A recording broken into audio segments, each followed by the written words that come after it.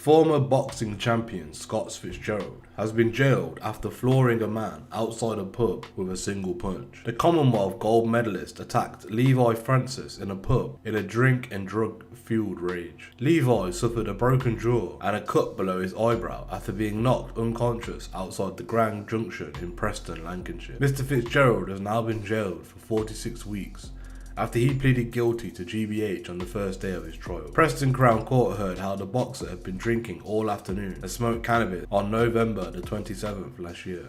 CCTV footage shows him bouncing around the pub before he went into the pool room.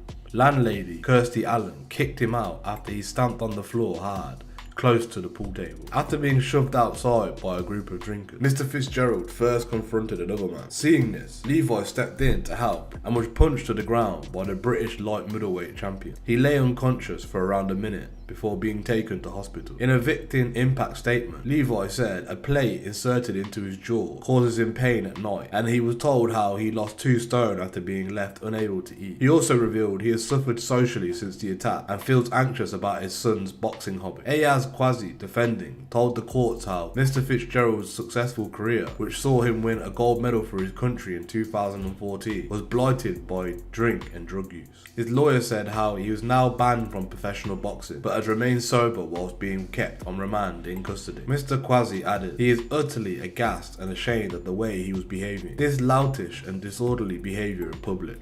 Sentencing, Judge Richard Archer said Mr. Fitzgerald using his fists was the equivalent of using a weapon in a fight. He said, "You know, as somebody who's supposed to be trained to control aggression and channel it for purposes of professional sport, that when you behave that way, even by your own admission under the influence of drink and drugs, it is entirely unacceptable. You risk very serious consequences for your victim." A professional boxer who is under the influence is unable to charge the power in those fists could also easily have rendered a man not just unconscious but dead. It is fortunate you are not facing a much more serious charge. There are many people who face those charges based on a single blow. The sentence is the latest drama in the boxer's personal troubled life. In 2021, worrying pictures emerged of the super welterweight champion lying on the street outside a pub. Mr. Fitzgerald took to social media to reassure fans after promoter Eddie Hearn voiced his concerns over the pitch.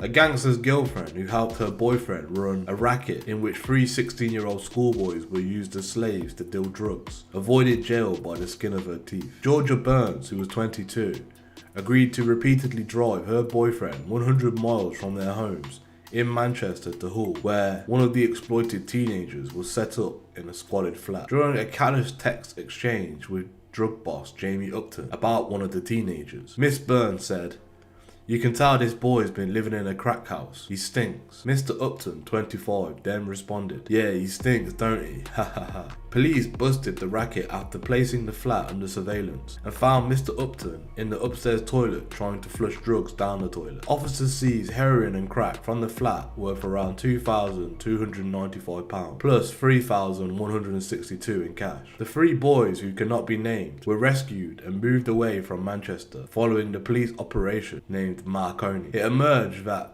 they had been dealing drugs for Mr. Upton in Oldham and Manchester over the course of a year. Miss Burns had driven to Upton from Hull 4 times and made 2 trips with one of the boys. At Bolton Crown Court, Miss Burns from Failsworth near Oldham and Mr. Upton of Newton Heath, Manchester, admitted being concerned in the supply of crack and heroin between March 2020 in March 2021. She was sentenced to 2 years jail, suspended for 2 years, and was ordered to complete 200 hours of unpaid work. Mr. Upton, who also pleaded guilty to arrange the travel of another person with a view to exploitation under the Modern Slavery Act of 2015, and possession of Class A drugs with intent to supply, was jailed for 9 years and 3 months. The court heard Dublin-born fitness instructor Mr. Upton became involved in 4 separate drug lines between Hull and Manchester in 2020 to make easy money after moving to the British mainland. It is thought he brought the so-called Hugo drug line from another mobster known only as David before chucking it out the flat in Hull. He sent his predecessor a message saying, "I can make $3,000 a month from this. I will be able to pay you back in literally a day," before telling Miss Burns it's all settled. Later, he booked himself and Miss Burns into a hotel room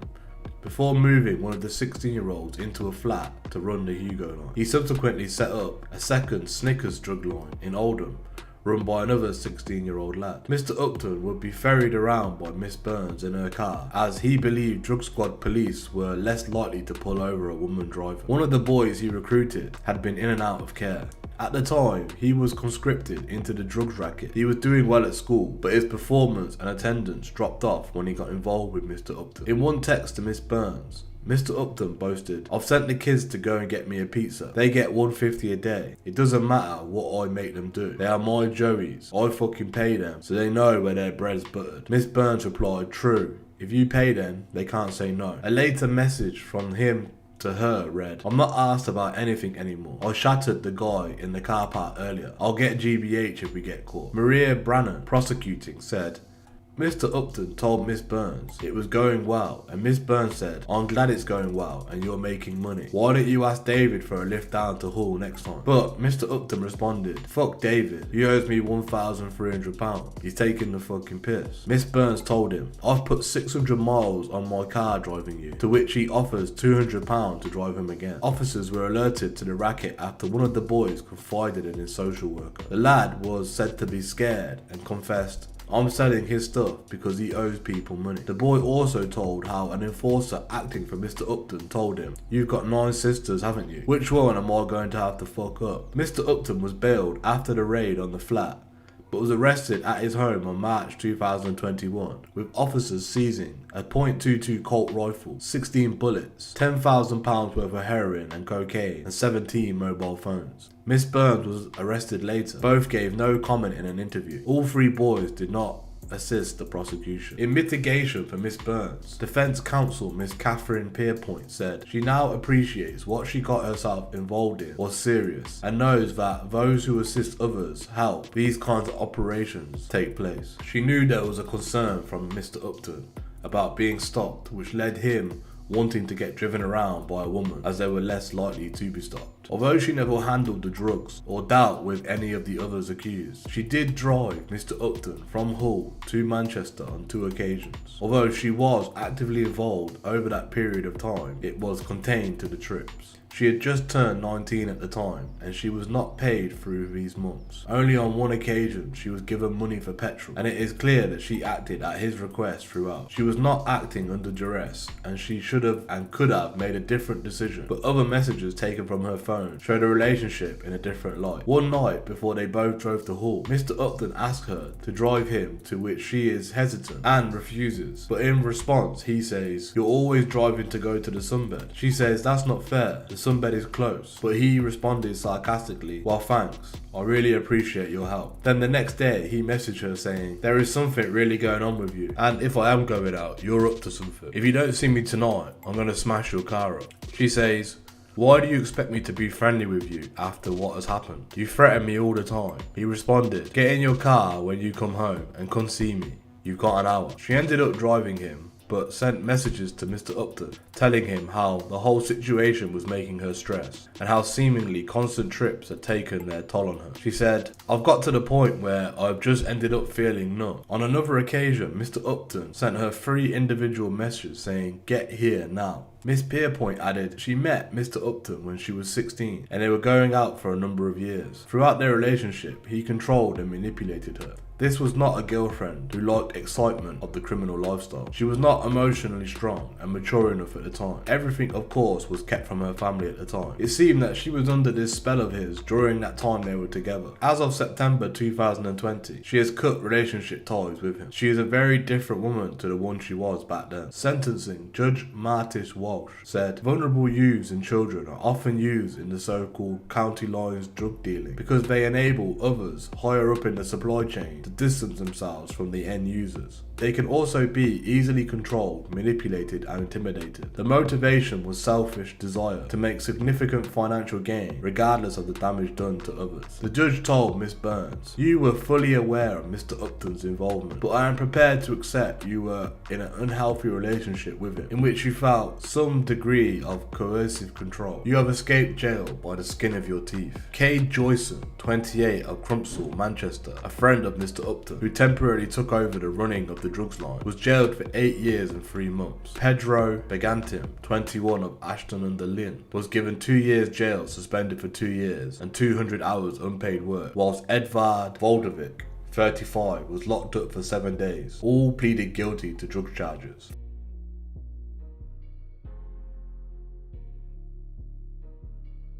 Four men who conspired to supply drugs from the Netherlands to the UK and Ireland have been convicted following a National Crime Agency investigation. Anthony Terry, 49, from Wolverhampton, organised the importation and was under surveillance when £1.6 million worth of cocaine was seized at Belfast Port on the 22nd of February 2021.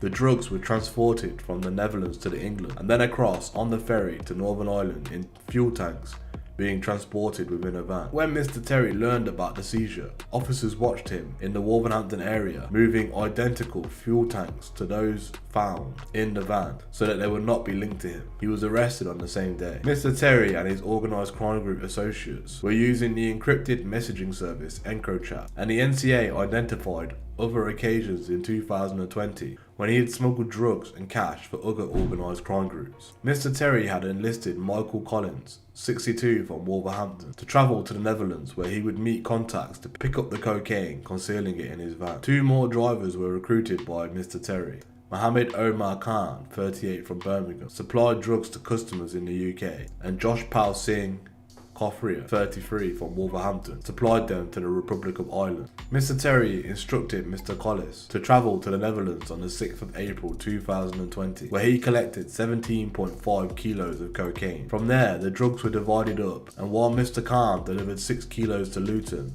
and 4 to Slough, Mr. Collins travelled to the Republic of Ireland to hand over the remaining 5.5 kilos in County Wicklow. At the same time, Mr. Terry sent Mr. Kothria to East London to collect 10 kilos of cannabis and a vacuum packed sealing machine. Mr. Kothria brought these back to the West Midlands, where the cannabis was packed before he took it to County Leitrim in the Republic of Ireland. A couple of weeks later, Mr. Collins had picked up 18 kilos of cocaine in the Netherlands, going on to deliver 10 kilos to the dealer in the UK before taking the rest to Ireland. The final drug run captured on EncroChat between the 26th of May and 3rd of May 2020, where Mr. Terry discussed a cannabis delivery. Mr. Kothria was sent to pick up the load from Leicestershire and take it to the Republic of Ireland. Later, in June 2020, the NCA's Operation Venetic saw the takedown of the EncroChat service and the abandonment of the platform. Mr. Terry and Mr. Collis continued their criminality.